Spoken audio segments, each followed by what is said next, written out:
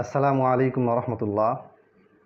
সম্প্রতি বাংলাদেশে আহলুল হাদিসদেরকে নিষিদ্ধ করার জন্য বিভিন্ন মহল থেকে কথা উঠছে।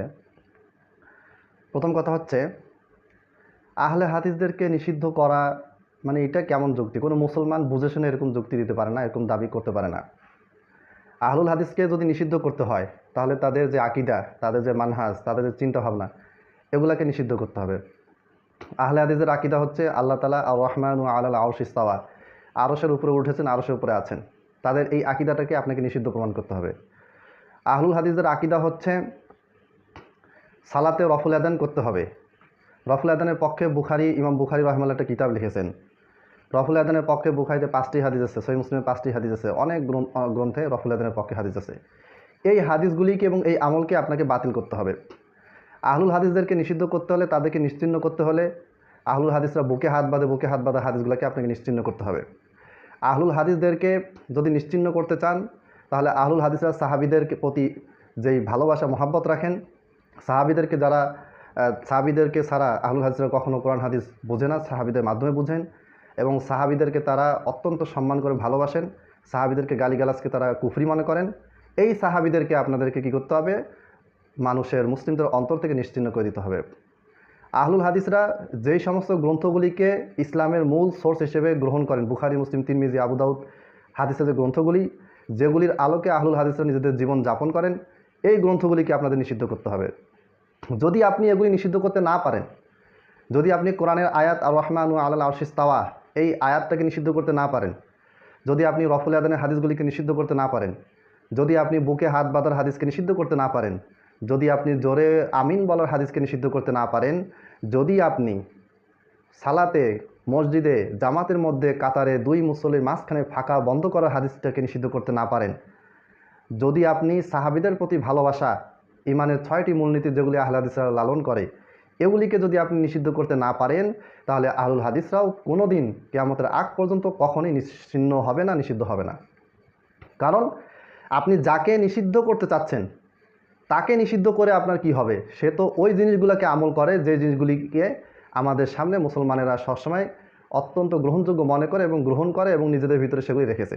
যেই কোরআন অনুযায়ী আহলুল হাদিসরা নিজেদের জীবনযাপন গঠনের চেষ্টা করে, যেই হাদিস অনুযায়ী আহলুল হাদিসরা নিজেদের জীবনযাপনের জন্য সর্বাত্মক চেষ্টা করে, সেই কোরআন যতদিন থাকবে, সেই হাদিস যতদিন থাকবে, ততদিন আহলুল হাদিসও থাকবে, কোরআন এবং হাদিসের নিঃশর্তভাবে কোরআন এবং হাদিসের অনুসারী ব্যক্তিরাও থাকবে।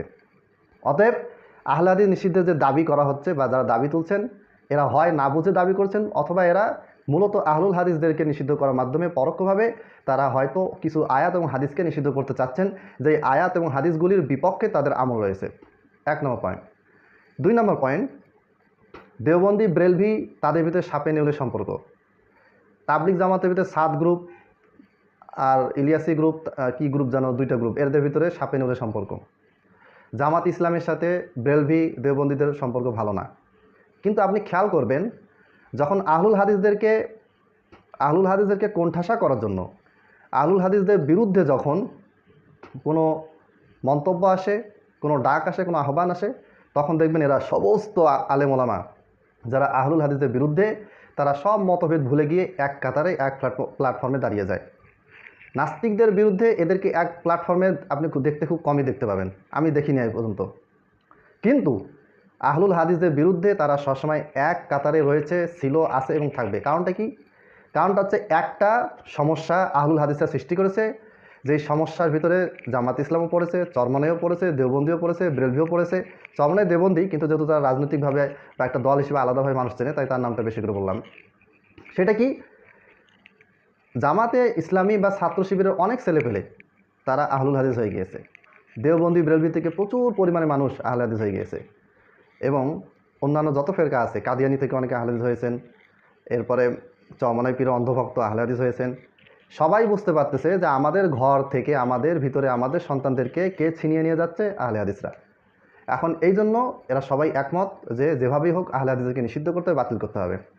তা আমি আপনাদেরকে আহলে হাদিসদেরকে নিষিদ্ধ করার, বাতিল করার নিয়মনীতি বলে দিলাম, যে আমাদের যে আমলগুলি সাথে আপনাদের দ্বিমত, আমাদের যে আকিদার সাথে আপনাদের দ্বিমত রয়েছে, ওই আকিদা মূলে যেই আয়াত এবং হাদিস আছে, আমাদের আমলের মূলে যেই আয়াত এবং হাদিস আছে, ওগুলিকে নিষিদ্ধ করেন, আহলে হাদিস নিষিদ্ধ হয়ে যাবে।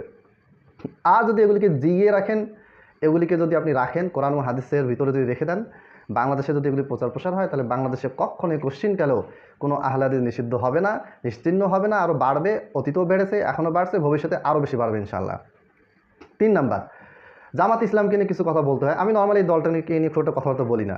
এদের কোনো নীতি নাই, এদের কোনো মানে কখন কি করে, কাভি ইধার কাভি উধার, কখন কোন দিকে যায় বুঝি না। একবার দেখি বিএনপির সাথে জোট, একবার দেখি আওয়ামী লীগের সাথে জোট, একবার এর সাথে জোট, ওর সাথে জোট, আবার যুক্তি দেখায়। যদি আপনি তাদেরকে জিজ্ঞাসা করেন যে নারী নেতৃত্ব ইসলামে হারাম, তা আপনি বিএনপির সাথে আবার কখনো আওয়ামী লীগের সাথে জোট বাঁধছেন কেন? তখন তারা কি সুন্দর যুক্তি দেয় আপনাকে দিবে, সেটা হচ্ছে যে রাস্তাটা গাছ পড়ে গেছে, এই গাছটা আপনি আমি দুজনে মিলে তুললে সুবিধা হয়। এত ভালো, আওয়ামী লীগের সাথে জোট ছিল, তাদের সাথে গাছ তুলতে গেছেন, পরে আওয়ামী লীগ কী করলো? আপনাদের 5 জন নেতাকে কী করলো? হত্যা করলো। তারা হত্যার যোগ্য কোনো অপরাধ করে নাই, কিন্তু রাজাকার তকমা দিয়ে তাদেরকে তারা হত্যা করেছে।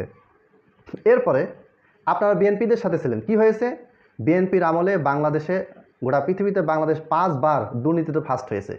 তখন মন্ত্রণালয়ে কে ছিলেন? আপনারা ছিলেন। মতিউর রহমান নিজামী ছিলেন, দেলাওয়ার হোসেন সাইদও ছিলেন, আরও জামাত ইসলামের বড় বড় ব্যক্তিরা বিভিন্ন জায়গায় গোটা বাংলাদেশে বড় বড় পদে ছিলেন। তো কি হয়েছে? আপনি কি করতে পারলেন?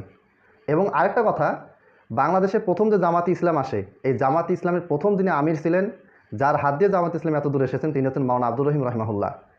তিনি প্রথম আমির, অত্যন্ত বড় মাপের একজন আলিম ছিলেন। তিনি সারাটা জীবনে জামাত ইসলামকে কোরআন ও হাদিসমুখী করতে চেয়েছেন, পারেন নাই। শেষমেশ উনি জামাত ইসলামের 40টা বছর, প্রায় 40 বছরের কাছাকাছি তিনি আমির থাকার পরে জামাত ইসলাম থেকে পদত্যাগ করেন। তিনি পারেন নাই। জামাত ইসলামের আকিদা হচ্ছে সাহাবীদের বিদ্বেষী কথাবার্তা বলা, এটা তাদের আকিদা।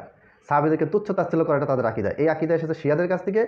আর শিয়াদের যেটা স্লোগান 1979 সালে যখন ইরানে কুফরি বিপ্লব হলো, যেটাকে ওরা ইসলামী বিপ্লব বলে সবসময় প্রচার করে, এই কুফরি বিপ্লবী হওয়ার পরে কি হলো? খোমেনি মওদুদি ভাই ভাই এই স্লোগান তারা দিত, এখনও তারা দেয়। এখনও তারা ইরানকে সবচেয়ে বেশি ইসলামী রাষ্ট্র মনে করে। অন্যান্য ইসলামী রাষ্ট্রের ব্যাপারে তারা এতটা পজিটিভ ধারণা রাখে না যতটা তারা ইরানের ব্যাপারে রাখে। তাদের কুফরি আকিদা, চিন্তাভাবনা, এগুলি হয়তো আমরা বিভিন্ন সময় আলোচনার মাধ্যমে প্রকাশ করব।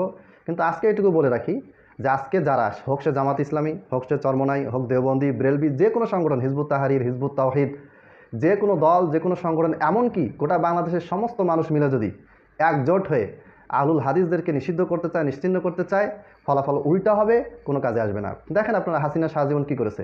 রাজাকার রাজাকার বলে বলে বিভিন্নজনকে শাস্তি দিচ্ছে। লাস্টে কী হলো? এই রাজাকার শব্দ দিয়ে আল্লাহ তাকে পতন ঘটালেন। তো আহলুল হাদিসের বিরুদ্ধে আপনারা ষড়যন্ত্র করবেন, তাদেরকে নিশ্চিহ্ন করার চেষ্টা করবেন, আপনার ঘরের সন্তানেরাই আহলুল হাদিস হয়ে যাবে এবং তখন ঠেকাতে পারবেন না। যাই হোক, আল্লাহ তাআলা আমাদেরকে বোঝার তৌফিক দান করুন। ওয়া আখিরু দাওয়ানা আনিল হামদুলিল্লাহি রাব্বিল আলামিন। আসসালামু আলাইকুম ওয়া রাহমাতুল্লাহ।